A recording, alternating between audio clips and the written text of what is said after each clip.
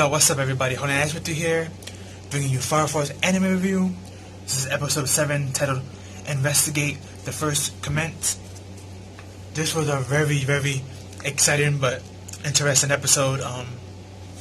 It starts off with everybody in the 5th and the 8th congregating and drinking and eating and, stuff like that. And Captain Obi saying a speech on how thank you for cooperating with us in this little practice that we had and stuff like that. 'Cause, they're trying to play it off so neither group can get in trouble by the higher ups.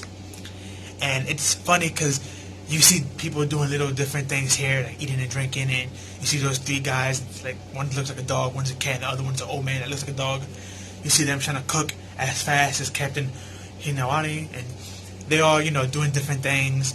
You have Maki making like the little fire cute balls, and Arthur's there cutting them up, and she's like, what's going on? What are you doing that for?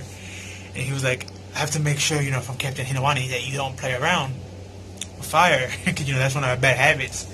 So you have them arguing in the corner, and you got this one, I'm actually going to have it as my second thumbnail. You got this one picture where it's like, and they showed it like close up too, it wasn't like far on the side or anything.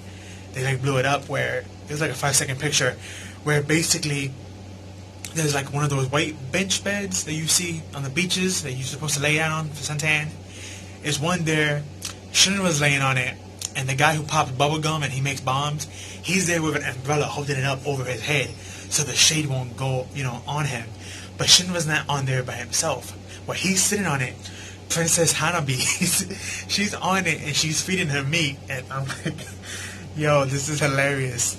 It's like how quickly she went from like chaotic villain to like straight love interest. But it's funny because she's one of my favorite female characters in the story, so I don't really mind. I actually ship her and Shinra, so even though I don't really ship people in anime usually because that's what anime is not usually about, but this is one anime that I make that exception. But yeah, Princess Habina and Shinra, I do ship them, so that was hilarious seeing that scene. I cracked up seeing that. I had to rewind it at least like 2-3 more extra times. But as that going on and everybody's gathering, Obi had pulled Princess to the side and they started talking.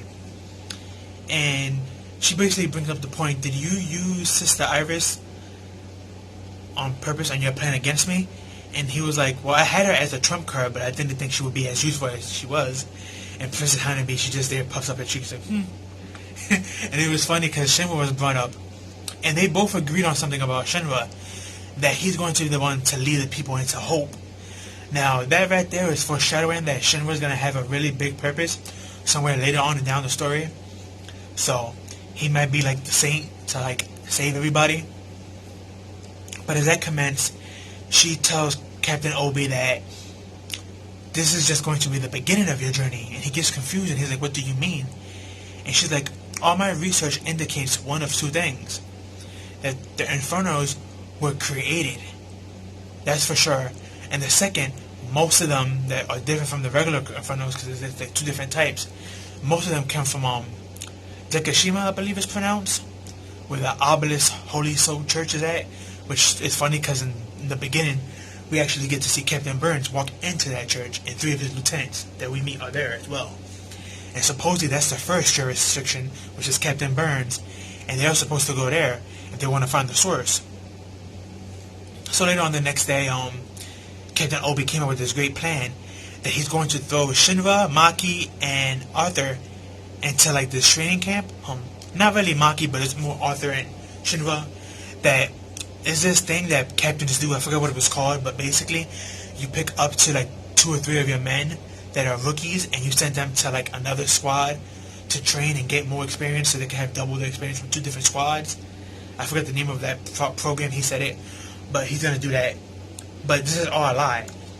He's really sending them over there just to spy and see if they can get any information off of somebody and see who is the person that is making Infernos.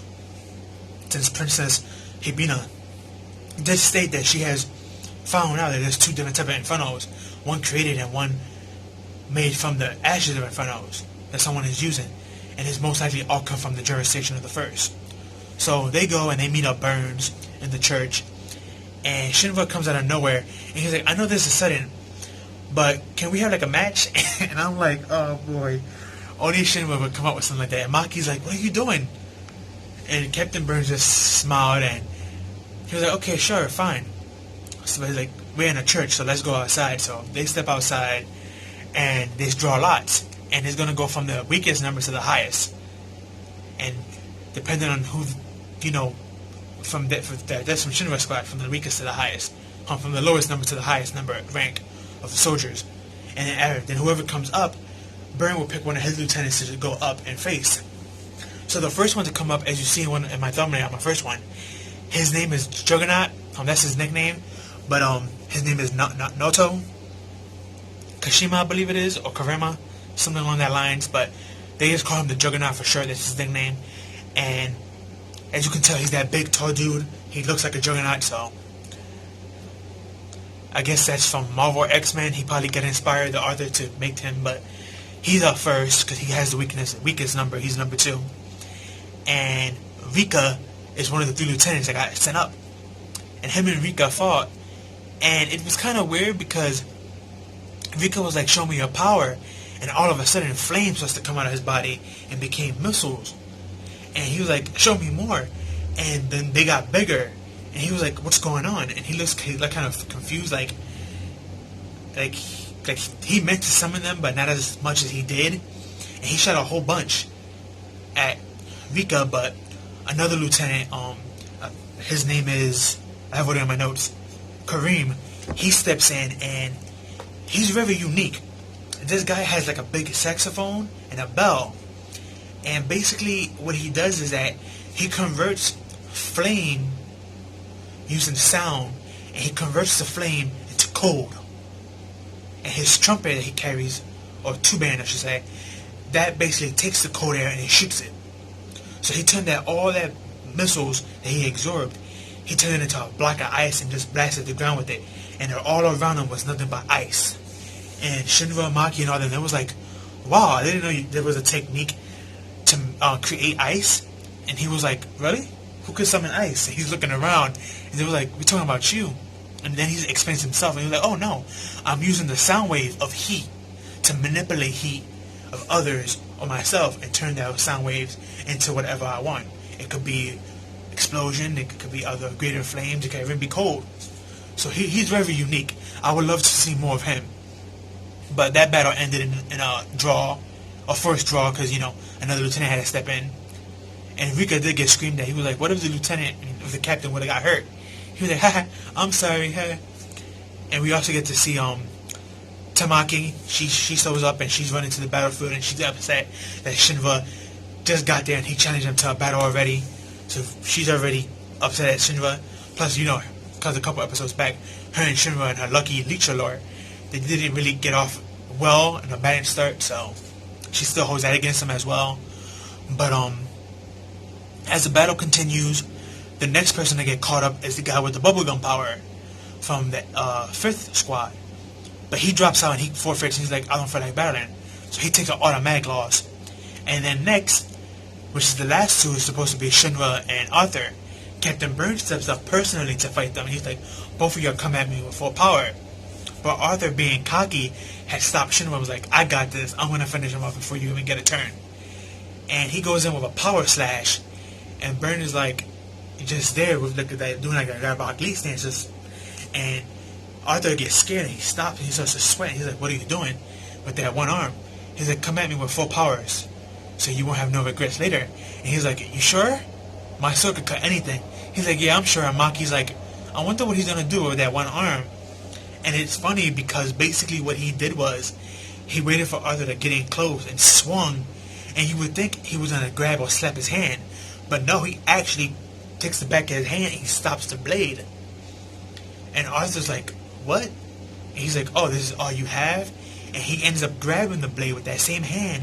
And the blade, which is made of blue flames, shatters and blow Arthur back. And Arthur's like stunned. And he's like, oh my god, what's going on? And as he's being stunned and freaking out about this, and everyone else is in amazement, Shinra took advantage and just went in for the kill. And he went straight at Burns and he started sneaking and doing all these flips and rolling. And Burns, he's dodging and he's bobbing and weaving and he's looking at him, examining him real good and seeing his form and stuff and how he battles. And he's like, and he was impressed by Shinra, and he allowed Shinra to get this one hit on his chest, and he blew up like his chest, and he left like a footprint there, and he was like, "What is a firefighter to you?" And why? Not what is a firefighter. He asked him basically, "Why do you want to become a firefighter?" And his reply to that was, "I want to be a hero, and I want to stop the infernos, and I want to stop this stupid human combustion that's taking away people's lives. I don't want no one to lose their family like I lost mine." And Burns was like, "Not bad, but you have a long way to go." And all Burns did was stomp on the ground. And by him stomping on the ground, the pressure was able to blow Shinra back. And Shinra got stunned as well from that attack. And that's basically how it ended with that battle. It was a good battle, but Shinra, and it came to the conclusion that maybe all three of the lieutenants are in cahoots, or maybe it's just one of them. But one of them must know about the secret to human combustion. And he is going to find out who it is. And you see Shinra just looking at all three of the lieutenants. You have this one scene where Tamaki, she runs up to the captain to see he's okay, and she throws herself by accident at him. And he turns away so he won't get caught in her, lucky lure leeching technique. And Rika comes in and stops her. He's like, "I'm always here to protect you from your lucky lure." And she says to Krantz, like, "Thank you." And you can tell that she admires him. And Rika has this personality where he's like super, super cheerful. And everyone, when he opens his eyes are big and wide. And he has red eyes with like a yellow star in the middle. He has very unique eyes. Almost like Hibana. Not the same eyes, but I'm just saying they both got unique eyes. Their eyes are not like everyone else's, so I guess he uses his powers through his eyes as well. Not everybody uses their power in the same way. Even though all three of these people are all third-gen fire kinetic, they use their powers in different ways and methods. So, like we've seen with Karam, he uses his through sounds and weapons. The other one, Hao, we didn't get to see how he fights because the guy with the bubblegum quit and didn't want to fight. And then Rekram, or Rekka, I should say, Rekka, him, we saw his fight, but we didn't get to see what he did.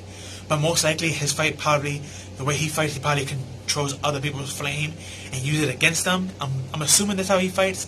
Because when he fought Juggernaut couldn't control his power. And he made all these heavy missiles and shot it at the captain, which was right behind Raka, and he just dodged it, so. And it seems kind of weird why would Raka dodge all those missiles if you knew the captain and them are behind you? You would think as strong and as knowledgeable he is, he should be able to stop that, so that brings up some real question. But that was pretty much the episode, guys. It was a really good episode. Can't wait for next week, see what happened, and see if they can find the traitor. If I had a pick, so far my suspicious is between Rekka, who is too darn cheerful, or maybe Captain Burns himself. But it is one of those people from the higher ups. But we're going to have to wait and see. Who knows? It could be a curveball, and it could be Tamaka herself. We don't know, but that was the episode. Really great episode. But tell me down below what your thoughts and opinions are. Comment down below. But that's all I have for you guys. Peace out and have a good one.